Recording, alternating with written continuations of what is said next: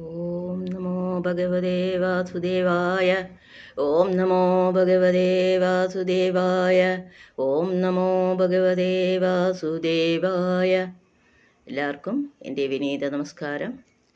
ശ്രീമദ് ഭഗവത്ഗീതയിലെ 14-ാം അധ്യായം പാരായണം ചെയ്യാൻ പോകുന്നു. ഓം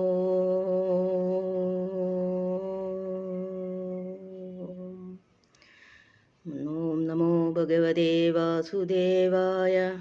അധ ചതുർദശോऽധ്യായः. ഗുണത്രയവിഭാഗയോഗः.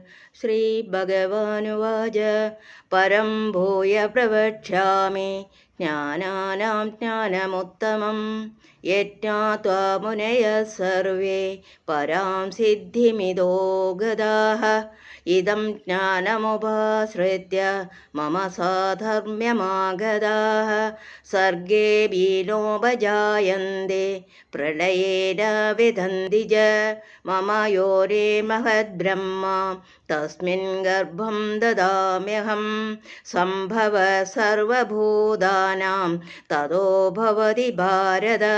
സർവയോനിഷു കൗന്ദേയ മൂർത്തയ സംഭവന്തി യാഃ. താസാം ബ്രഹ്മ മഹദ്യോനി അഹം ബീജപ്രദപിതാ. സത്വം രജസ്തമയതേ ഗുണാ പ്രകൃതി സംഭവാഃ.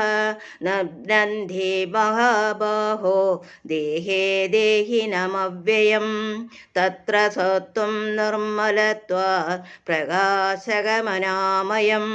സുഖസംഘേന ബധ്നാതി ജ്ഞാനസംഘേന ചാനഘ. രജോരാഗാത്മകം വിദ്ധി തൃഷ്ണാസംഘസമുദ്ഭവം. തന്നിബധ്നാതി കൗന്ദേയ കർമ്മസംഘേന ദേഹിനം. തമസ്തജ്ഞാനജം വിദ്ധി മോഹനം സർവവദേഹിനാം. പ്രമദാലസ്യ നിദ്രാവേ തന്നിബ്നാതി ഭാരത.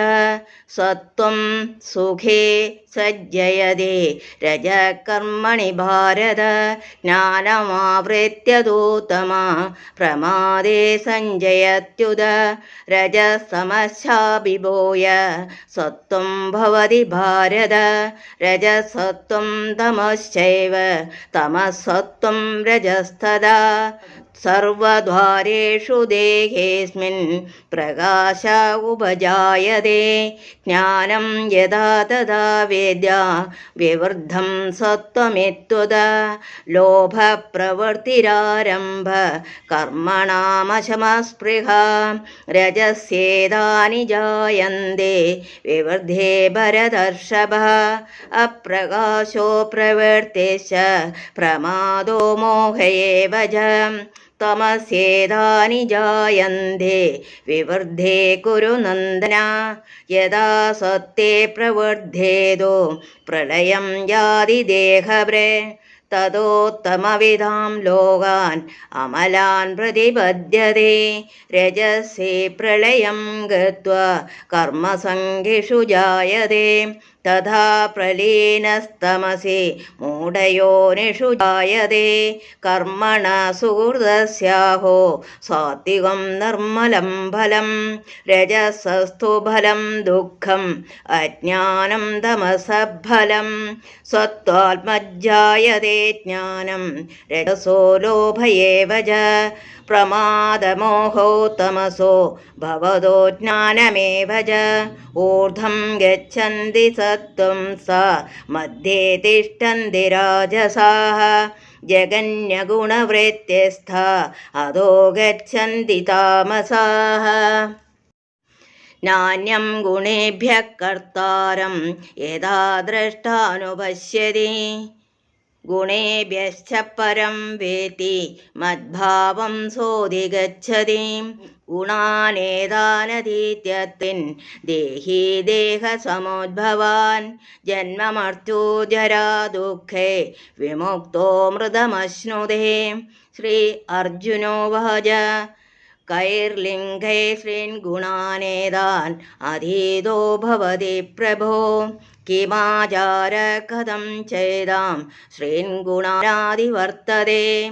ശ്രീഭഗവാനുവാച പ്രകാശം ച പ്രവർത്തിം ച മോഹമേവ ച പാണ്ഡവ ന ദേഷ്ടേ സംപ്രവർത്താനി ന നിവർത്താനി കാംക്ഷതി ഉദാസീനവദാസീനോ ഗുണൈരോ ന വിചാല്യതേ ഗുണാവർത്തന്തയേത്യേവ യോവസിഷ്ഠതി നേംഗതേ സമദുഃഖസുഖസ്വസ്ഥ സമലോഷ്ഠാസ്മകാഞ്ചനഃ തുല്യപ്രിയാ പ്രിയോ ധീര തുല്യനിന്ദാത്മസംസ്തുതേ മാനാപമാനയോ തുല്യോ മിത്രാരിപക്ഷയോ സർവാരംഭ പരിത്യാഗേ ഗുണാതീത സൗച്യതേ മാം ജയോ വ്യഭിചാരേണ ഭക്തിയോഗേന സേവതേ സഗുണാസമതിത്തേതാൻ ബ്രഹ്മഭൂയായ കൽപ്പതേ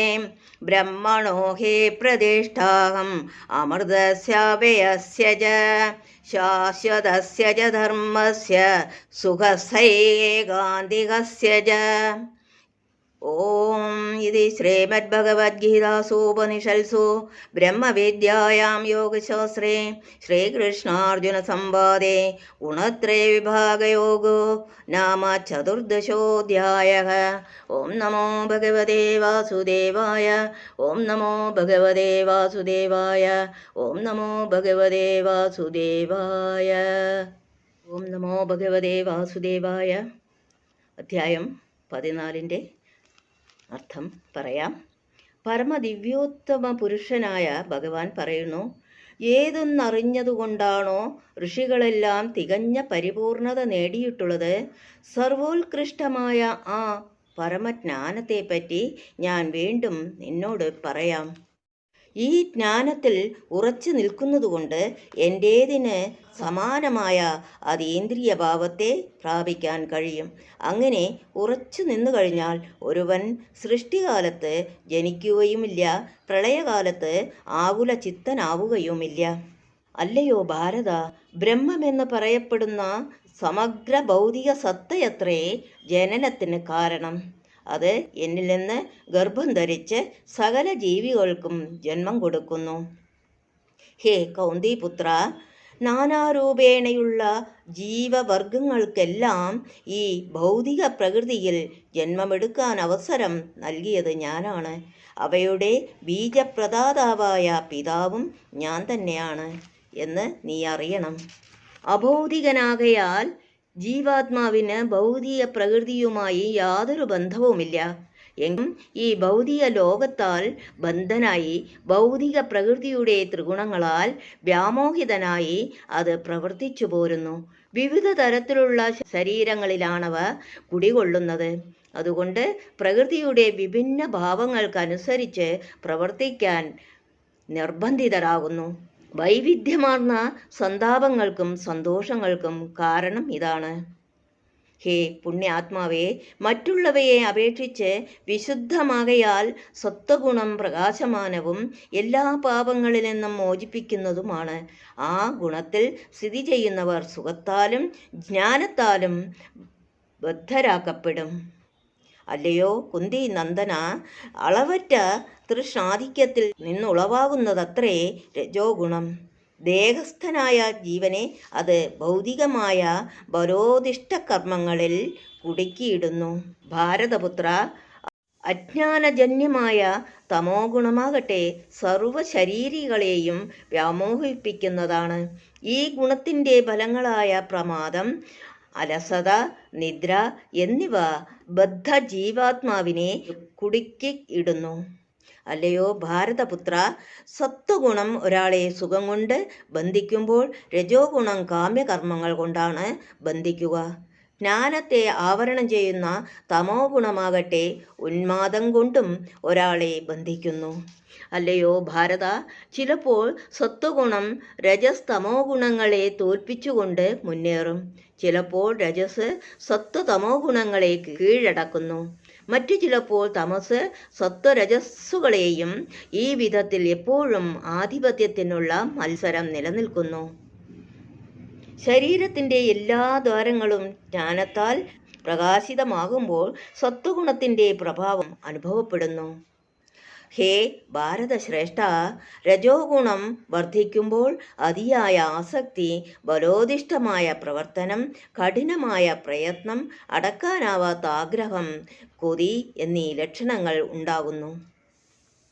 ഗുരുനന്ദന, തമോ ഗുണം വളരുമ്പോൾ തേജസ്സില്ലായ്മ, അകർമ്മണ്യത, പ്രമാദം, വ്യാമോഹം എന്നിവ പ്രകടമാകുന്നു. സ്വാത്വികർ മരിക്കുമ്പോൾ ഋഷിവര്യന്മാരുടെ നിർമ്മലങ്ങളായ ഉത്കൃഷ്ട ലോകങ്ങളിലെത്തുന്നു. രജോ ഗുണത്തോടെയാണ് മരിക്കുന്നതെങ്കിൽ ബലമുദ്ദേശിച്ച് കർമ്മങ്ങൾ ചെയ്യുന്നവർക്കിടയിൽ ജനിക്കും. തമോ ഗുണത്തോടെ മരിക്കുന്നവരാകട്ടെ മൃഗങ്ങളായിട്ടാണ് പിറക്കുക. സത്കർമ്മത്തിൻ്റെ ഫലം വിശുദ്ധമാണ്. അത് സാത്വിക ഗുണത്തിലാണെന്ന് പറയപ്പെടുന്നു. രജോ ഗുണത്തിൽ ചെയ്യുന്ന പ്രവൃത്തിയുടെ ഫലം ദുഃഖമാകുന്നു.